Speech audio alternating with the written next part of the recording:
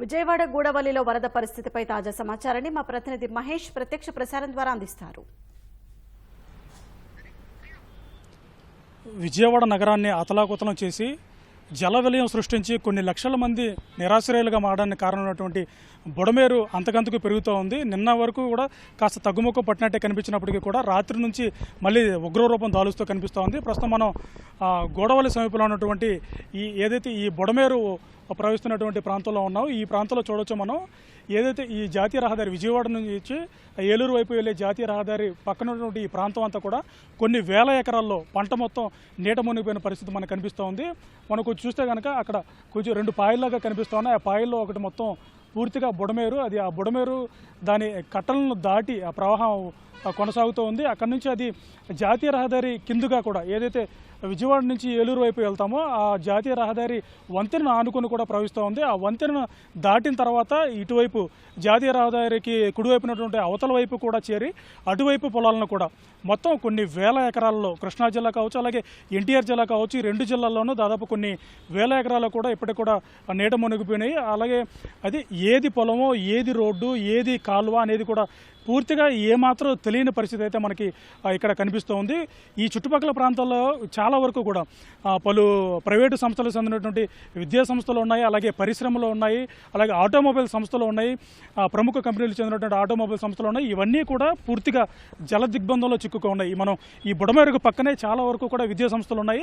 ఆ విద్యా సంస్థలు కూడా ఈ జాతీయ రహదారి పక్కనే ఉంటాయి. ఇవన్నీ కూడా సెలవులు పర్యటించేస్తారు. ఎందుకంటే వాటన్నిటికీ కూడా ఇప్పటికే పూర్తిగా నీళ్లు చేరుకుంది. ఇవన్నీ తల్లిదండ్రులు పిలిచి వాళ్ళందరినీ కూడా స్వచ్ఛందంగా పిల్లలను ఇంటికి తీసుకోవాలని చెప్పి యాజమాన్యాలు కూడా పిలుపునిస్తున్నాయి. ఈ ఆటోమొబైల్ సంస్థలకు చెందినటువంటి చాలా వరకు కూడా ఏదైతే కార్లు కావచ్చు, ట్రక్కులు, అలాగే సరుకు రవాణా వాహనాలకు సంబంధించిన ఆటోమొబైల్ సంస్థలు ఇవన్నీ కార్యకలాపాలు నిలిచిపోయిన పరిస్థితి మనకు కనిపిస్తూ ఉంది. ఇక్కడ ఈ బుడమేరు వరద ప్రవాహం దాదాపు ఈ విజయవాడని చుట్టుముట్టి అక్కడి నుంచి ప్రవహించిన తర్వాత ఈ బుడమేరు దగ్గర గూడవల్లి దాటిన తర్వాత వంతెన నుంచి అవతలకు ప్రవహిస్తూ ఉంటుంది. ఈ చుట్టుపక్కల మొత్తం దాదాపు చాలా వరకు నివాస సముదాయాలు కూడా కొన్ని అపార్ట్మెంట్లు ఉన్నాయి. అపార్ట్మెంట్లు మొత్తం కూడా వరద ప్రవాహం చుట్టుముట్టిన పరిస్థితి మనకి కనిపిస్తోంది. ఇవన్నీ రాత్రి నుంచి మరి పెరుగుతున్న నేపథ్యంలో ఈ ప్రాంతం ఇప్పుడప్పుడే కనీసం ఒక 4-5 రోజులు పోతే కానీ కనీసం పూర్తిగా అప్పటికి వరద తగ్గుముఖం పట్టిన తర్వాత కూడా ఒక 4-5 రోజులు పూర్తిగా కూడా ఈ సాధారణ పరిస్థితి రావడానికైతే పట్టే అవకాశం అయితే కనిపిస్తుంది. ఇప్పటివరకైతే ప్రస్తుతం ఉన్న పరిస్థితి వరకైతే ఈ ప్రాంతం మొత్తం అసలు పంట పొలం ఏది, ఒక రోడ్డు ఏది, కాలువ ఏది అన్న ఏది కూడా మనకి పూర్తిగా కనిపించడం లేదు. మొత్తం జల దిగ్బంధంలో చెందుకుంది. మొత్తం కొన్ని వేల ఎకరాలు ఈ ప్రాంతం మొత్తం కూడా చాలా వరకు పంట పొలాలు కావచ్చు, ఇప్పటికే మొత్తం నాట్లన్నీ పూర్తయిపోయినాయి. కొన్ని చోట్ల 2 నెలల దశల్లో వరి పొలాలు ఉన్నాయి. అలాగే కూరగాయల పంటలు కూడా చాలా ఉన్నాయి. ఇక్కడ మొత్తం మీద వాణిజ్య పంటలు కావచ్చు, వరి కావచ్చు, మొత్తం మీద అపారమైన నష్టం అయితే కలిగిందని మనం చెప్పుకోవచ్చు.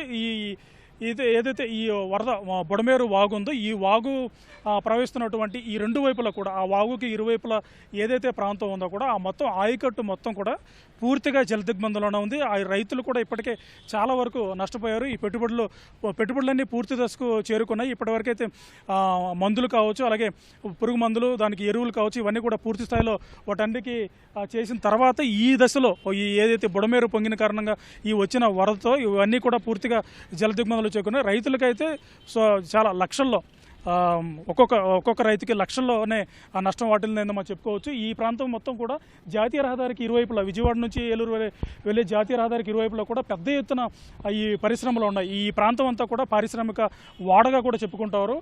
ఇక్కడ నుంచి కేసరపల్లి కావచ్చు, అలాగే సూరంపల్లి, ఈ ప్రాంతం అంతా కూడా చాలా వరకు ఈ పరిశ్రమలే ఉంటాయి. గన్నవరం దాటి అక్కడి నుంచి వరకు కూడా ఒకవైపు పరిశ్రమలు అయితే ఒకవైపు విద్యా సంస్థలు కావచ్చు, ఏదైతే కానీ ఈ చుట్టుపక్కల మా ప్రాంతం మొత్తం కూడా పూర్తిగా జలదిగ్బంధంలోనే ఉంది.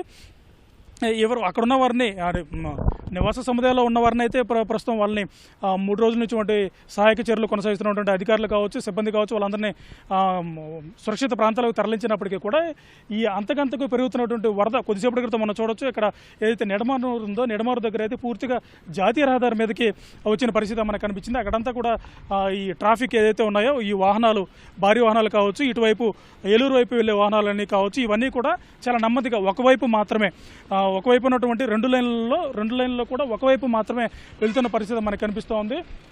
అక్కడి నుంచి విజయవాడ నుంచి వేగంగా వచ్చిన వాహనాలు కూడా ఈ వాహనం ఏదైతే రహదారి మీదకి చేరుకున్నటువంటి వరద కారణంగా స్తంభించి అక్కడి నుంచి నెమ్మదిగా వాటి రాకపోకలు అయితే సాగుతూ ఉన్నాయి. ఇదే పరిస్థితి కొనసాగితే ఏదైతే ఇప్పుడు అంతకంతకు పెరుగుతున్న బుడమేరు ఉందో అది మరింత పెరిగితే కనుక జాతీయ రహదారి పూర్తిగా జలదిగ్గుమై రాకపోకలు కూడా స్తంభించిపోయే అవకాశం అయితే మనకు కనిపిస్తూ ఉంది.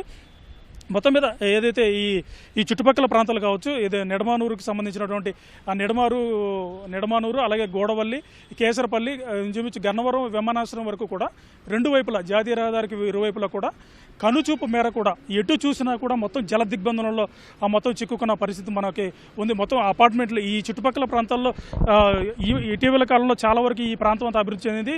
విజయవాడలో ఎవరైతే ఉండలేని వారంటూ అందరూ కూడా ఈ సమీప ప్రాంతాల్లోకి వచ్చి ఇక్కడ అపార్ట్మెంట్లు పెద్ద ఎత్తున నిర్మించుకొని ఇక్కడ నివసిస్తున్న పరిస్థితి. ఇక్కడి నుంచి విజయవాడకు రాకపోకలు సాగిస్తున్న నేపథ్యంలో ఇక్కడ ఈ ప్రాంతం అంతా కూడా చాలా వరకు కూడా అభివృద్ధి చెందిన నేపథ్యంలో ఇక్కడ చాలా వరకు అపార్ట్మెంట్లు అయితే నిలిచాయి. వాళ్ళన్నిటికీ కూడా వాటిలో ఉన్నటువంటి స్థానికులందరూ కూడా బయటకు వచ్చేసిన సురక్షిత ప్రాంతాలకు వచ్చినప్పటికీ కూడా ఆ పరిసరాల్లో లేదంటే ఆ చుట్టుపక్కల ప్రాంతాలన్నీ కూడా ఇప్పటికీ జలదిబ్బందులోనే ఉన్నాయి.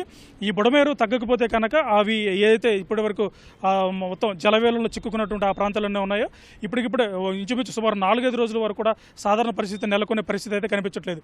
ఇది ప్రస్తుతం ఈ చుట్టుపక్కల ఉన్నటువంటి పరిస్థితి. కెమెరామెన్ రమణతో ఉమామహేష్, ఈటీవీ న్యూస్, గోడవల నుంచి.